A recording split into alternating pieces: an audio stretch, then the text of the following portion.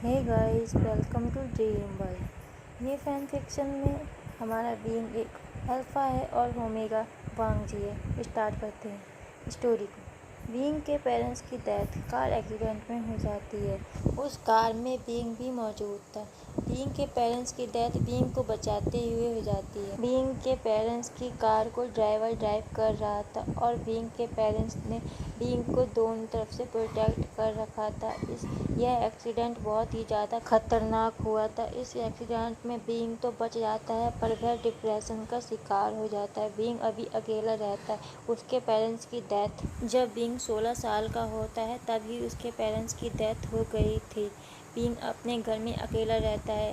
Being इतना intelligent होता है कि उसने 16 साल की उम्र में ही अपना बिजनेस टेक ओवर कर लिया था। कुछ समय जियांग फैमिली बीइंग के साथ रहती है पर जियांग फैमिली बीइंग के रिलेशन है पर बीइंग फिर भी डिप्रेशन में रहता था। वह किसी से ज़्यादा बातचीत नहीं करता था पर एक दिन बीइंग को यानली बाहर लेकर जाती है जिस पर बीइंग एक बच्चे को देखता है जो कि बहुत ही ज़्यादा खूबसूरत होता है। यानली जब यह देखती है कि बीइंग किसी को देख रहा है तो वह उस तरफ देखती है जिस पर उसे एक बच्चा दिखता है जिसे यानली जानती होती है। तो वह उस बच्चे से कुछ बातें करती है। जिस वक्त बीइंग उस बच्चे को देखता रहता है और उसे देखकर मुस्कुराता रहता है। फिर जब वह बच्चा चला जाता है तो बीइंग फिर से चुप हो जाता है जिसके बाद यानली बीइंग को लेकर घर चली जाती है। इसके कुछ समय बाद यानली बीइंग को घर चेंज करने के लिए कहती है। पहले तो यानली चाहती थी कि बीइंग उनके साथ ही रहे पर बीइंग नहीं मानता तो यानली कहती है क्यों ना हम तुम्हारे लिए अपने घर के पास में ही कोई घर ले ले जिस पर बीइंग मान जाता है। इस स्टोरी में भी मैडम यू बीइंग को पसंद नहीं करती हैं। यानली बीइंग की हेल्प करती है घर चेंज करवाने में। बीइंग वहाँ रहने लगता है। उस जगह पर ज़्यादा तो नहीं पर कुछ फैमिलीज रहती थी। बीइंग के घर के कुछ दूरी पर ही एक घर और था। ऐसे ही कुछ दूरी पर वहाँ पर घर थे। उस जगह का नाम स्मॉल टाउन था। उस जगह में बहुत हरियाली थी। स्मॉल टाउन में वे लोग रहते थे जो शांति और नेचर को पसंद करते थे।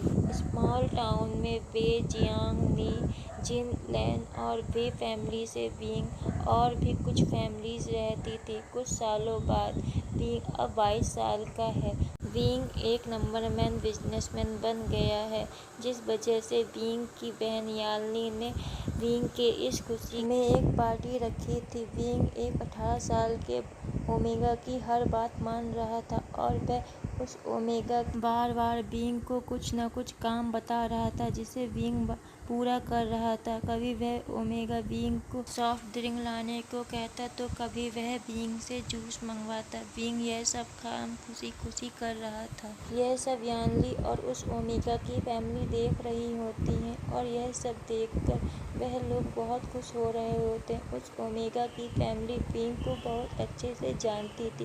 तभी उस ओमेगा को कुछ अजीब सा लगता है जिसके बाद यह बात वह बीइंग को बताता है तो बीइंग उसे अपने रूम में जाने के लिए कहता है क्योंकि उस ओमेगा अक्सर बीइंग के घर में आकर रहता था। जब वह अपनी फैमिली से कोई बात मनवाना चाहता था तो वह बीइंग के घर में ही आ जाता था और जब तक उसकी बात या मांग पूरी न की जाती तब तक वह बीइंग के घर में ही रहता था। यह सब उस ओमेगा की फैमिली भी देख और सुन लेती है तो वह बीइंग को कुछ नहीं कहते और वह उस ओमेगा को बीइंग के घर में ही छोड़ देते हैं।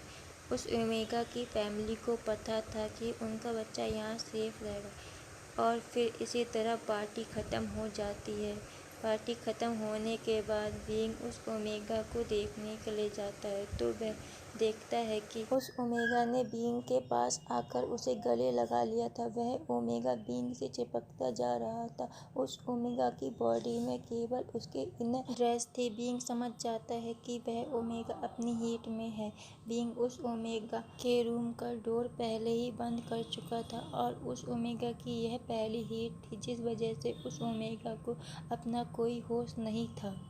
हे गाइस, इम्पोर्टेंट टॉक, रुक के सुन लेना, स्किप मत कर देना। हे गाइस, मेरे कम से कम 200 सब्सक्राइबर हैं से ऊपर, बट आप में से 10-15 ही लाइक करते हो। अगर इस स्टोरी में 150 लाइक नहीं आए तो मैं इस स्टोरी की रोमांटिक और बातों को स्किप कर सकती हूँ अपने कंफर्ट जोन के मुकाबले, क्योंकि मैं भी थोड़ा अनकंफर्टेबल होती हूँ इतने ज़्यादा रोमांटिक या फिर हॉट सीन्स को डिस्क्राइब करने में। अगर आप मुझे लाइक और कमेंट करके मुझे नहीं बताएंगे आपको मेरी स्टोरी कैसी लगी, तो फिर मैं इसके रोमांस या हॉटनेस को कम करके अपने लिए मतलब जितना मैं एक्सप्लेन कर सकती हूँ उतना एक्सप्लेन करके इस स्टोरी को आगे बढ़ाऊँगी। तो आपकी मर्ज़ी हो तो लाइक एंड कमेंट करके मुझे बता देना, वरना कोई बात नहीं, मैं बस अपने कंफर्ट जोन के हिसाब से इस स्टोरी को आगे चलाऊँगी, क्योंकि इस स्टोरी को मैं ही लिखती हूँ और मैं ही एक्सप्लेन करती हूँ। तो मुझे कम से कम लिखने में टाइम लगता है, फिर मुझे इसे एक्सप्लेन और एडिटिंग बस जो आवाज़ आती है उसे सबको हटाने में वक्त लगता है। और उसके साउंड बैकग्राउंड साउंड तो इतना ज़्यादा होता है कुछ कहने की नहीं, कभी गाड़ी, कभी कुत्ता, कभी कुछ कभी कुछ, कभी मेरे घर के कुत्ते भौंकते हैं और मेरे घर में कुत्ते भी हैं और मैं एक मिडिल क्लास फैमिली से हूँ, तो प्लीज़ यार हेल्प करो। ओके, अगर आपको मेरी टॉक अच्छी लगी है तो कोई बात नहीं, बेकार लगी है तो sorry, but bye bye guys, फिर मिलते हैं।